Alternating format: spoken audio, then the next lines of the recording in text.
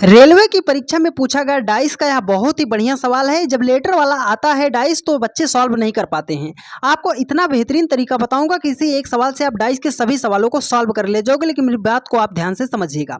जब भी आपके सामने डाइस का सवाल आए तो मेरी बात याद रखिएगा कि सबसे पहली जो बात है, हमें ढूंढना पड़ेगा कॉमन। कॉमन को मत भूलना। कॉमन कोई ऐसी संख्या जो दो जगह पे तीन जगह पे आपको कॉमन दिखाई दे, हर एक जगह हो, उसे हम बोलते हैं कॉमन। ठीक है, तो पहली बात हमें कॉमन ढूंढना है। दूसरी बात सर, जिस तरीके से हम इस पासे में चलेंगे, अगर इसमें हम क्लॉकवाइज चल रहे हैं तो इस पासे में भी हमें क्लॉकवाइज ही चलना पड़ेगा, मतलब एक ही दिशा से हमें चलना है। तो चलो, इसमें डी का विपरीत पूछ रहा है तो हम सबसे पहले कॉमन ढूंढते हैं।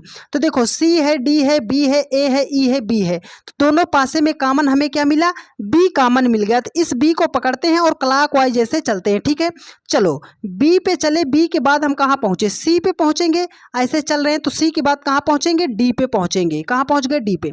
इस पासे में बी कॉमन है तो हमने बी को पकड़ लिया। ठीक है, इसमें भी हम क्लॉकवाइज ही चलेंगे तो बी के बाद कहाँ पहुंचे?